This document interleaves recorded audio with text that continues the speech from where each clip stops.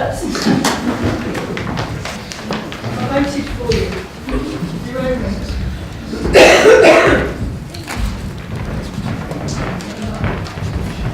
As per the other categories, you have 6 minutes.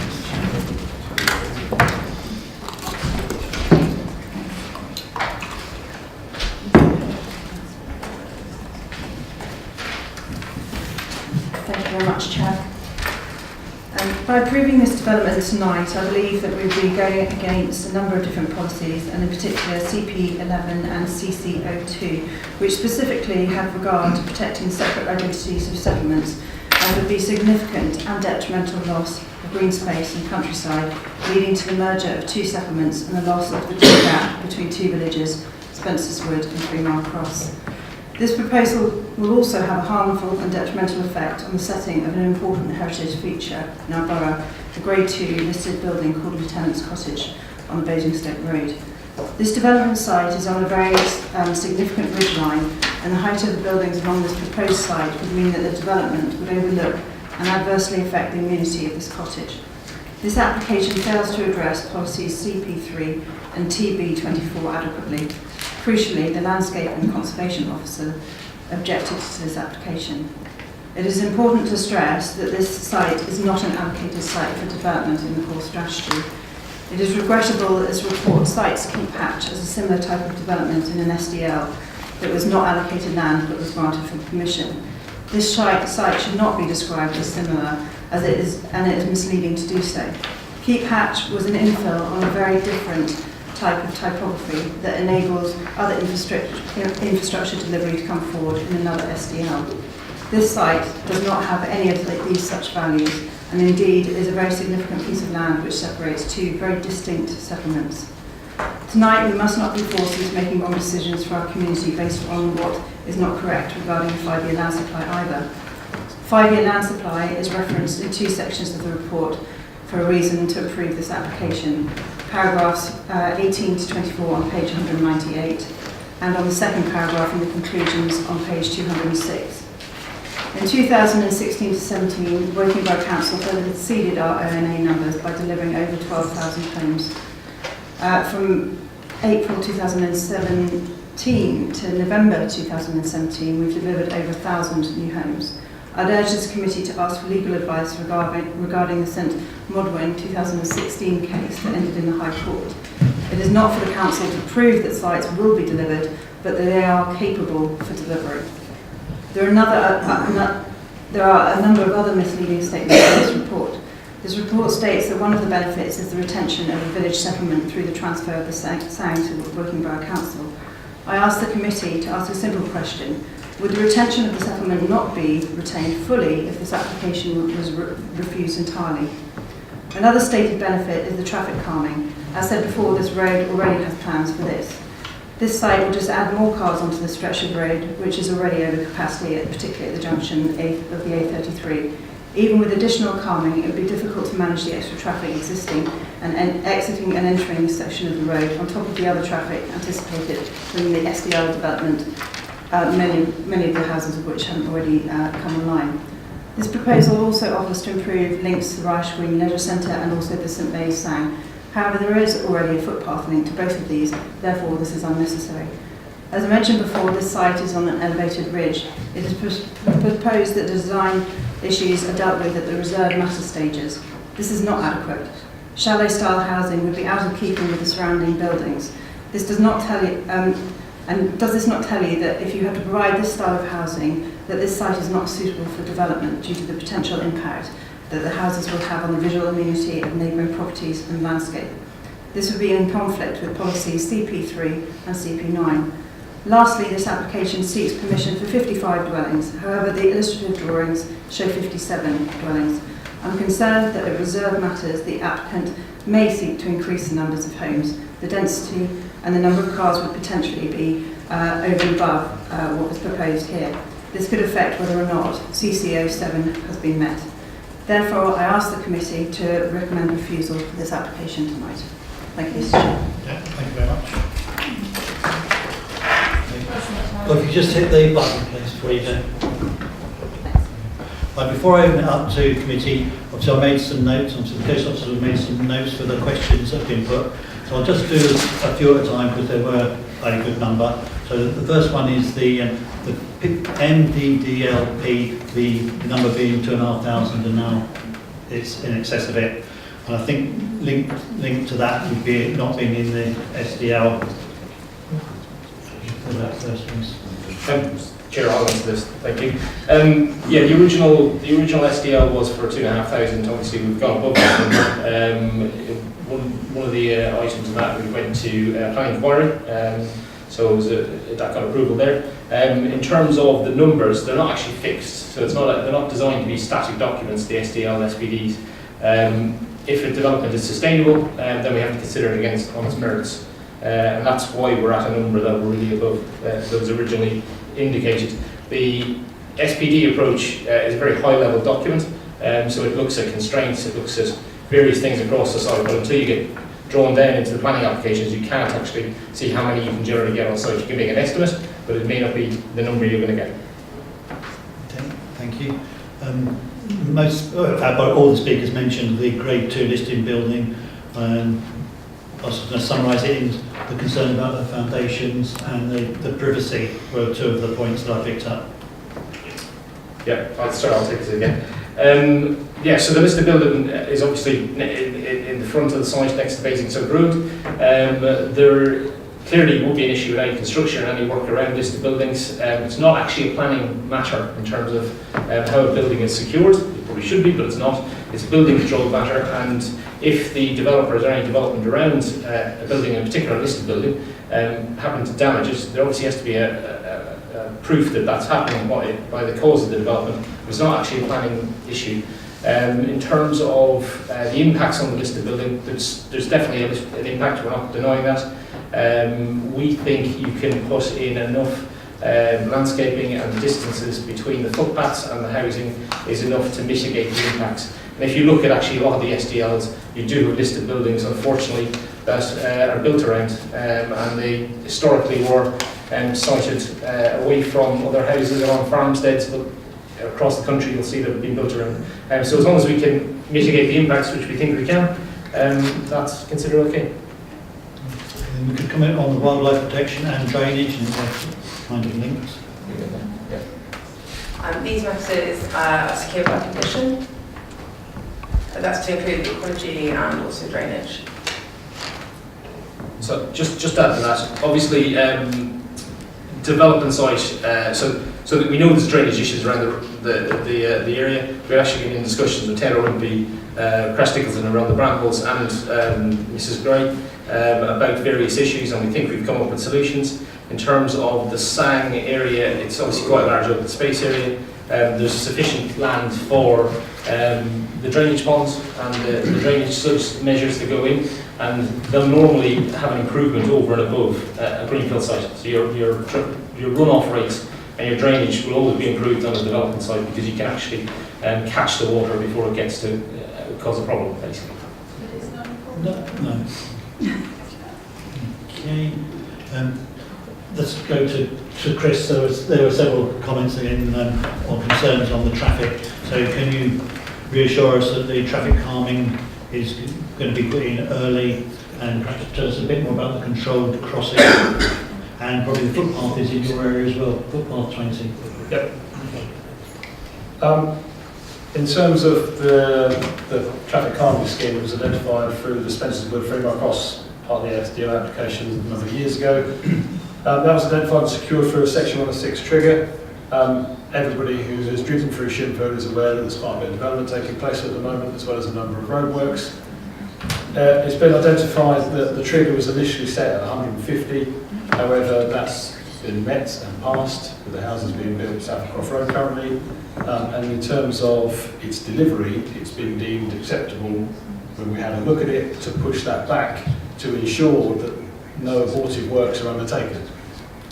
Basingstoke Road has a number of potholes and a bit of stress on it related to vehicles, construction vehicles, whatever else is using it, and therefore is deemed appropriate once all the works are completed. So the Brambles are about to undertake some surface water works down Basingstoke Road, with the Church Lane Basingstoke Road junction to be delivered. there's a number of improvement works that need to take place, and it's not necessary to spend the money to deliver those traffic calming schemes for them to be annihilated through the works that are to take place.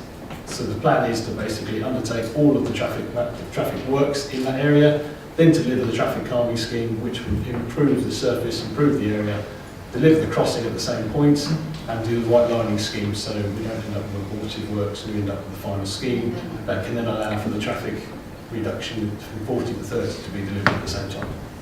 So that's that point. What's the other? Footpath 20. Footpath 20, yeah. Footpath 20 again was identified through the previous applications, and we secured some funding towards the delivery of them. Through the Bramble site, what they did is through their section as they delivered their site, they upgraded the section that ran through their site, and not only, and therefore brought it in to allow for cycling through that section. There's funding we've secured to deliver the rest of the section, which runs from Claresgreen Road to the north of Croft Road development through to the back of this site. The request that we've been working with this developer is to upgrade the section through their site to ensure that it's delivered, and then it will be included down to Hayes Estate Road, as obviously the members have wished for that to be undertaken. Okay. Right, almost the last point then. The green gap, which is key to saying the residents, very important for residents in both villages. Can you reassure us that whatever the decision on this application tonight, it will not set a precedent for the west side? Yeah, I think the green gap I know is a very emotive issue. Basically, we feel that the application coming forward, because it proposes SANG, it allows the council the protection of that in perpetuity. We all know what happens with planning appeals, what happens with our housing land supply. It changes every week, it seems. And obviously, with an application like this, we can secure that in perpetuity. Clearly, there's a green fill there, it's a wider gap, so it does get reduced. There's no question about that. I think the gap to be retained is roughly about 100 metres, or slightly under that. I think the green gap policy and settlement gap policy has been challenged around the country, usually not successfully defended by a lot of councils, I have to say. But I think so. In terms of there is a policy there to try and protect it. We think we're doing that in terms of you've got housing to the north and the south, with the gap in the middle, which will also be retained. There's also opportunities within the SANG to do extensive landscaping and make it actually a very attractive space. And I know there's been some comments about it being a private space for locals, but it actually does link into the Maze Green SANG as well. So it links Basingstoke Road. I think actually this is good. So you can see that it creates this wider linkage locally. And obviously with the improvements to Footpath 20 and the linkages through the SANG, it allows more basically permeability for people with kids on bikes, to get around when they haven't actually used the roads in those cases to get where they need to be. So I think from our point of view, yes, there is an erosion, but I think we are retaining it as best we can. Okay. And the last one that was going to be up at this stage, Mary, hopefully I'm not putting you on the spot too much, but the legal case that Councillor Haven-Taylor referred to, can you pass some comment, please? I'm very sorry, but I've only just seen this legal case, as I didn't go to Chairman's briefing. I can't comment on it tonight, I'm afraid. If I could perhaps invite people to talk whilst I quickly look through it, that would be great. Thank you, Chairman. Okay, thank you. I'd say it didn't come to Chairman's briefing. Either? No. Oh, I see. Okay. So if it had, I would make sure you No, thank had you. a copy. Thank you, Chairman. Right, I just want residents to be sure that although we've just sort of covered briefly your questions, members now have heard the officers respond, and they will now delve deeper into those answers that they've heard from the officers. So who would like to go first? Rochelle. Always count on you, Rochelle. How can we define separation between settlements? In the existing settlements, there seems to be no distance between them. Winnersh consists of 2 villages, and there's absolutely no separation between them, and there's very little separation on the other side. Well, Hurst separates everything. Sorry. But yeah, How do you define that? And why do some places get permission to keep their settlement boundaries and other people get built on? In terms of definition, there's no, you can't say it has to be so many metres, it has to be this big. If you look at, I mean, Winnersh is a good example. You've got the M4 and a little bit of green space between probably Woking and Winnersh, so it's very little. But that was counted as a green gap at one point. It really depends on the context of where it is. It obviously is a little bit easier to define where you have two settlements that are away from built-up areas, or two villages that are away from built-up areas. Clearly this is within the SDL boundary. And there, as I said before, the SDL SPD is not a fixed document, it's not a static document, it's meant to be assessed as it goes along. Hence we've had lots of housing developments in places we didn't think we were going to get them originally. So I can't really give you a clear definition of it because there isn't one. But it's a policy that most councils have, we have them, but they are challenged quite often. So. Just a return comment, between Enbrook and Winnersh, there's no settlement boundary at all, there's no green space, it's all. We do need to keep on this application, please. Anyone else wanting to fit? Later, okay. Malcolm. Good point. Currently, this area is a green inter-settlement patch between the two villages, which is Spencer's Wood and Finbar Cross.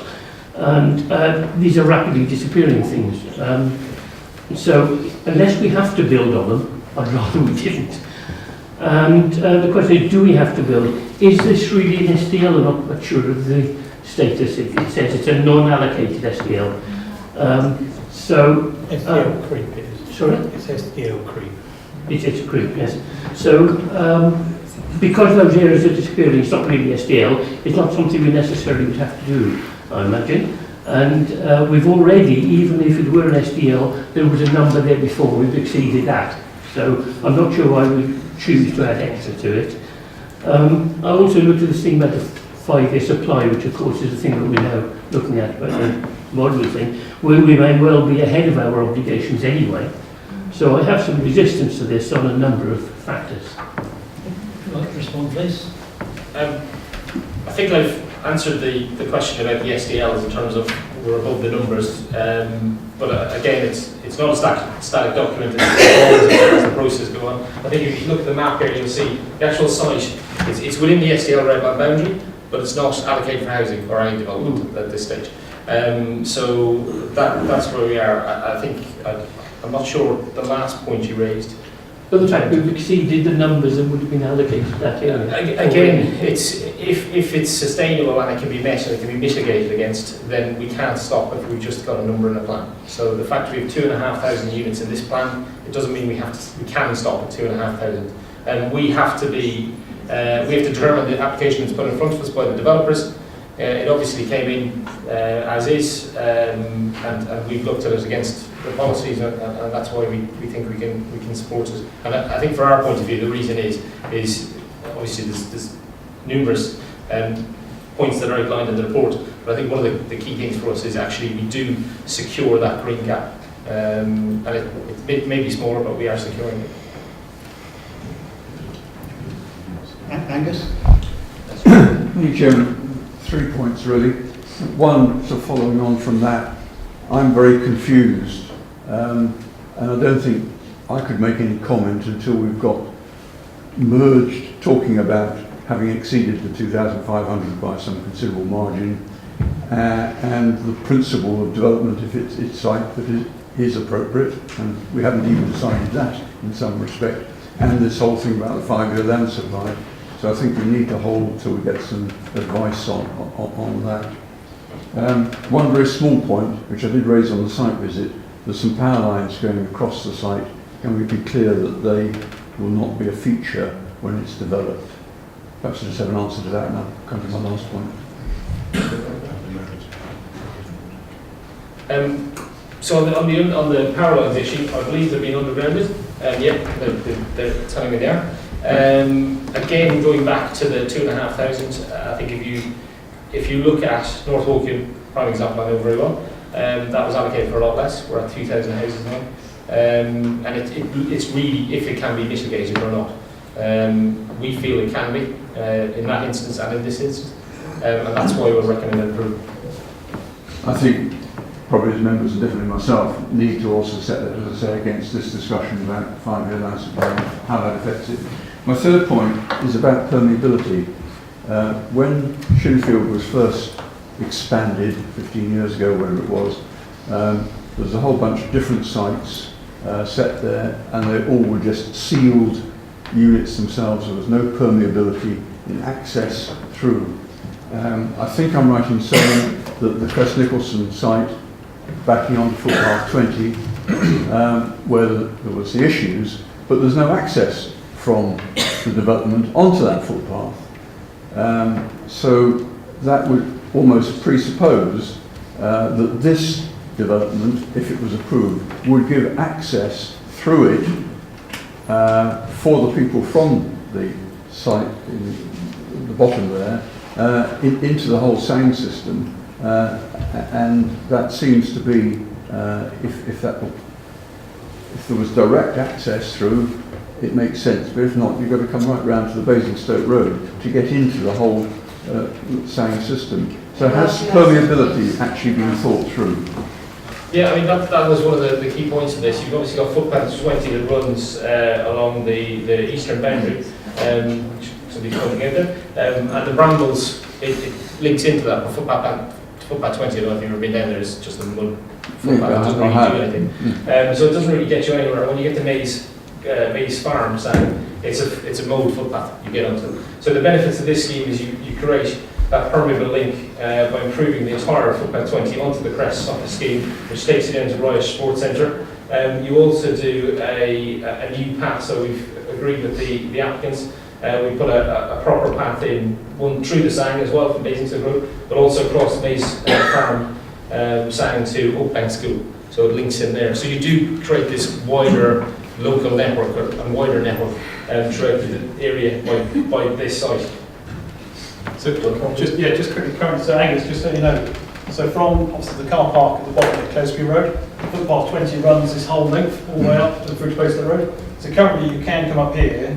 The Brambles development, instead of upgrading this section, which was densely tree lines, they've upgraded the section through their site. So you come in here and then go back out here. So this connection does connect directly into FP20.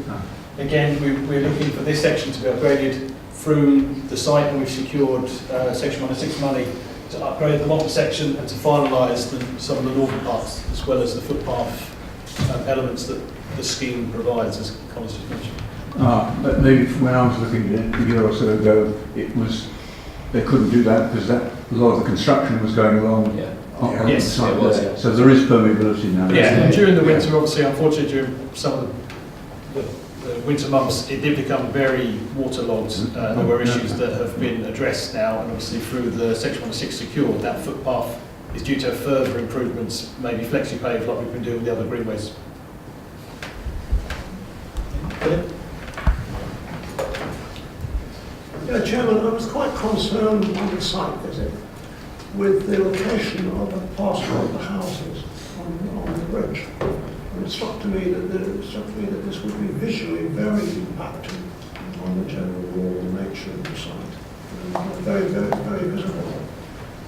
Listening to tonight, to the representations made by different people, I was particularly taken with the leaders pointing out that they contravene all sorts of CP policies. And added to that, the whole question of the 5-year supply plan is now under question following the Law Courts of Justice decision in October. So I don't feel able to support this. I would prefer to oppose it and let it go to appeal, by which time we would hopefully have alternatives. Can I just respond to some of those points? So the planning application before you is for up to 55 units. In the officer report, it actually raises some of our concerns about the houses on the ridge. So we do have concerns about the scale and the height of the houses on the ridge. And we can't deal with that here. It's an illustrative layout, it's not a fixed layout. So as part of a detailed design package, which is reserved matters, they came back to us, that's when we would be able to assess. I know it's not a perfect scenario, that's what we get put in front of us with outlines, unfortunately. How dangerous is that? But it is an application for up to that number, so we're not fixed at that. It would be determined at a later stage, unfortunately. In terms of the 5-year hand supply, I know there's a concern over that. The issue is, if you take that out of the equation, is the scheme acceptable or not? So if you ignore the 5-year housing land supply issue, it's you look at the scheme and you see if that scheme on its own merits is okay and can be mitigated. And I think that's what you need to do as opposed to looking at the 5-year housing land supply.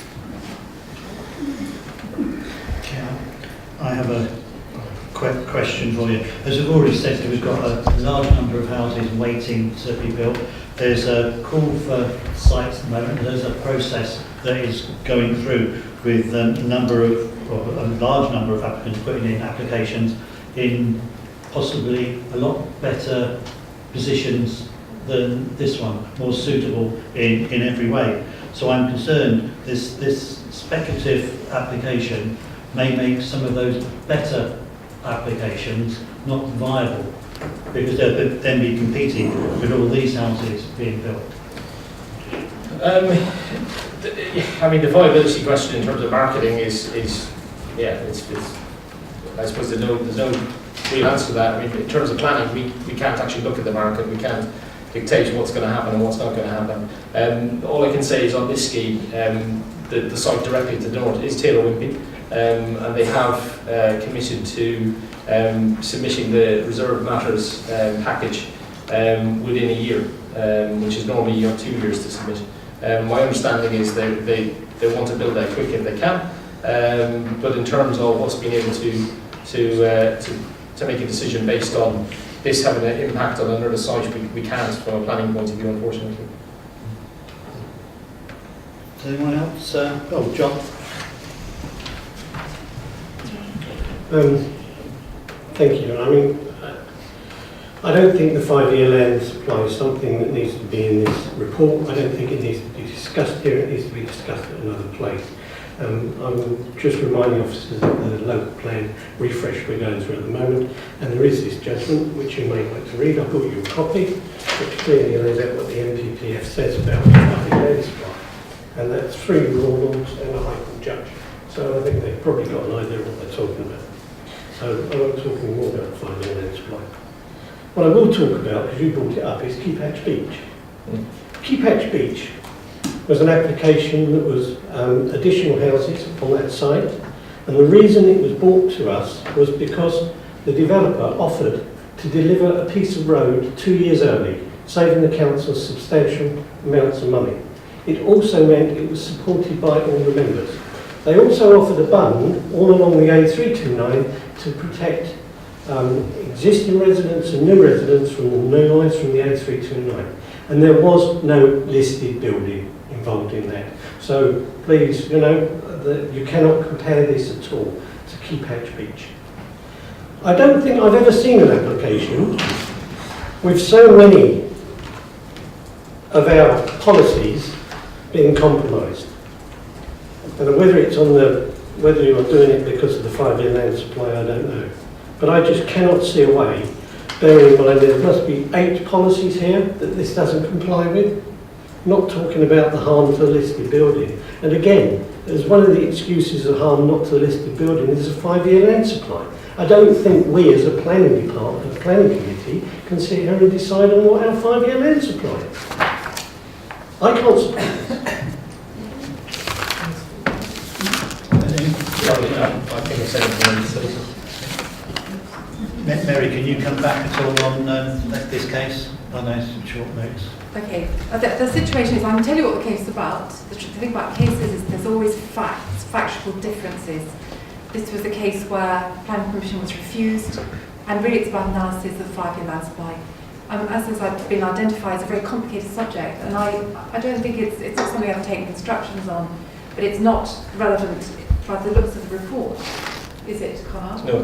So it's not relevant to the report, and I'm going to have to lay it there because I really can't comment in a public forum, sorry, at this late stage. Sorry, Chairman. Is it me? Yeah, he talked about 5-year land supply on at least 3 occasions. Yeah, I think, I'll just go back to the... It just seems you seem to be justifying it on the 5-year land. I think, John, we're not. John, one of the considerations we have to make in making a planning decision is that, but the report, I think, clearly sets out that we believe the impacts of this development can be mitigated, irrespective of the 5-year land supply. And that's our position. Oh, Mary? Yeah. The issue really is, I think, is what Connor's saying, is that the harm to this site is minimal, the harm to the surroundings, and hence his recommendation for granting plan permission. In the case that's been quoted, the harm to the area was significant, and it did not outweigh the 5-year land supply issue, so it was refused. His argument, very separate to the facts of this case about 5-year land supply, and it's really not very comparable to this, in accordance with the instructions I've been given. Chairman, can I just say, I didn't bring up the 5-year land supply. And why the 5-year land supply was in here, I do not know. It just seems to be a lever to get this approved. It's contrary to a number of our policies.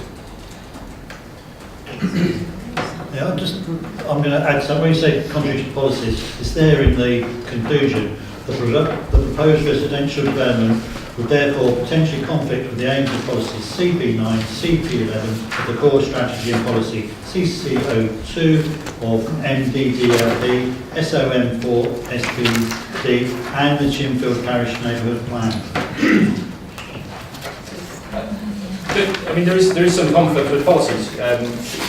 Policy is acknowledged. Again, it comes back to looking at scheme on its merits, and if the harm can be mitigated by certain aspects of the scheme or how it's designed or various other things. So we feel that there's policies there that say that certain issues should be protected, or certain aspects of the land should be protected in an area, but you have to weigh those against what is actually being proposed. And if you can mitigate against that. If you look at most policies, there's always flexibility with them in terms of how they're interpreted as well. So, yeah.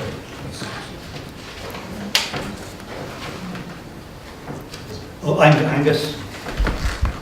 Chairman, I think we're getting ourselves in a bit of a circuitous route this evening, and I just wonder whether I would propose that this matter is deferred. One, I think I might have support in saying to remove comment about the NPPF, about the 5-year land supply, and second, to have a detailed review of the impact of the conflict with the policies mentioned in the conclusion.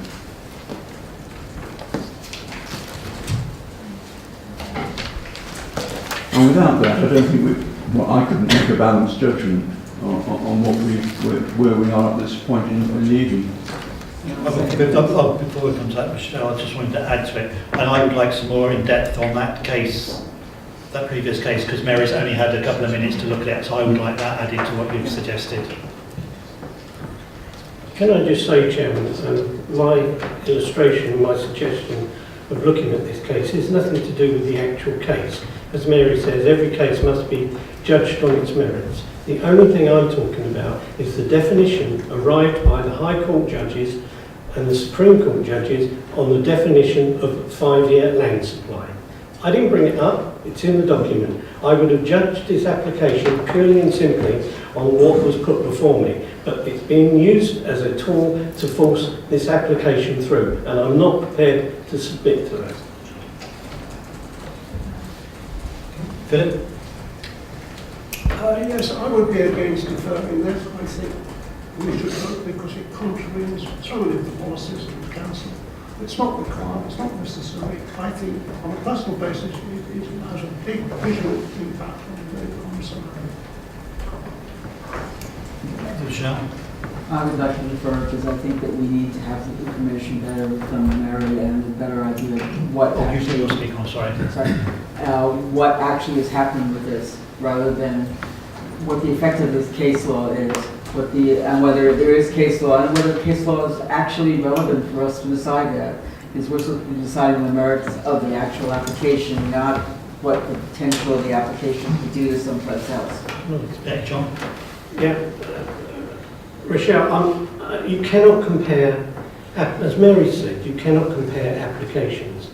The only thing I'm making reference to is the actual definition as defined by the 3 Supreme Court judges and the High Court and the inspector in this case as to how to interpret Section 47 of the MPPF with regards to 5-year land supply. Nothing to do with the case. Yeah, actually, no, I listened to it again, you're right, John, on that. Angus, indicating.